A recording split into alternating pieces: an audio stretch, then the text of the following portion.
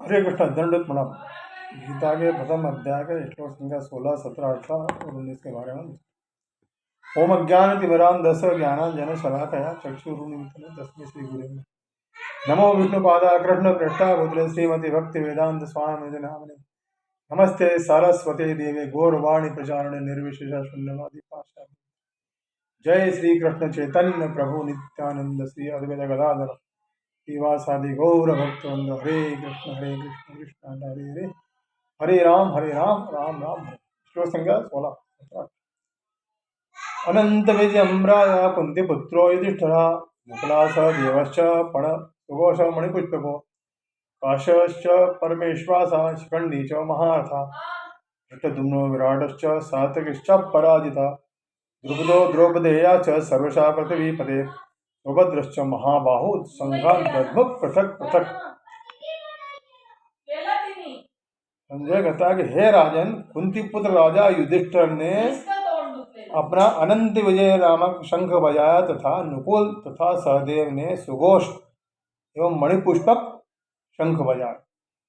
महाधनुर्धर काशीराज परम योद्धा शिखंडी धृष्टद्युम्न विराट अजय सात्यकी द्रुपद द्रौपदी के पुत्र तथा सुभद्रा के महाबाहु पुत्र आदि सबों ने अपने अपने शंख बजाए।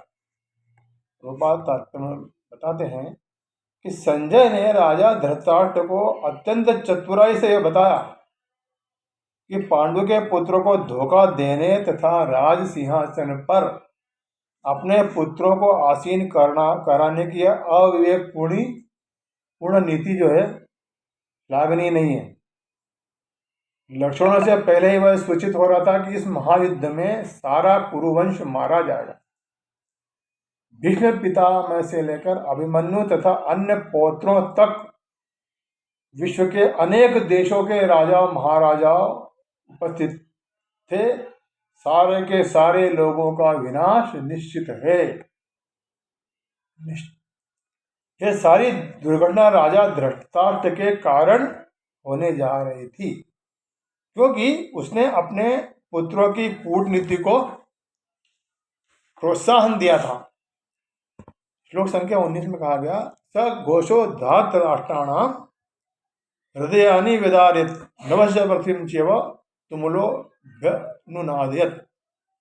इन विभिन्न शंखनों की ध्वनि कोलाहलपूर्ण बन गई, जो आकाश तथा पृथ्वी को शब्दमान करती हुई धृतराष्ट्र के पुत्रों के हृदयों को विदीर्ण करने लगे।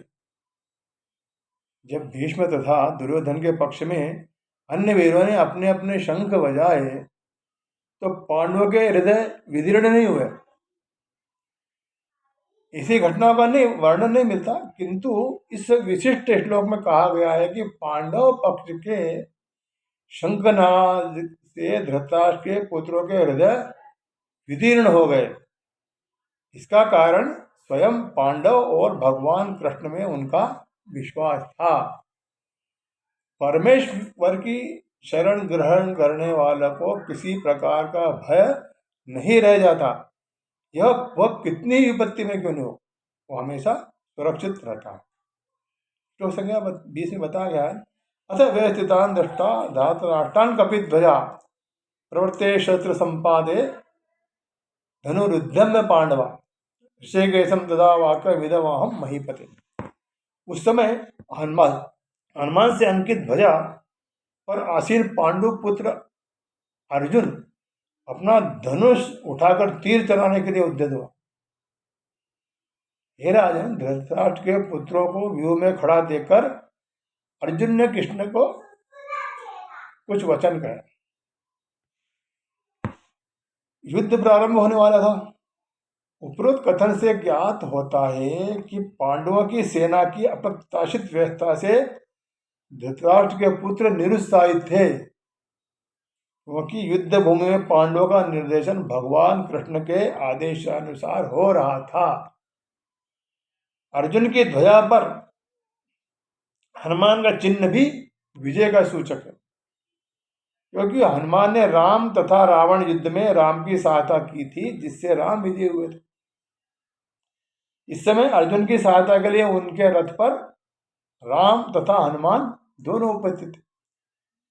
भगवान कृष्ण साक्षात राम है और जहां भी राम रहते हैं वहीं उनका नित्य सेवक हनुमान भी होता है तथा उनकी नित्य संगनी वैभव को देवी सीता उपस्थित रहकर देखती है।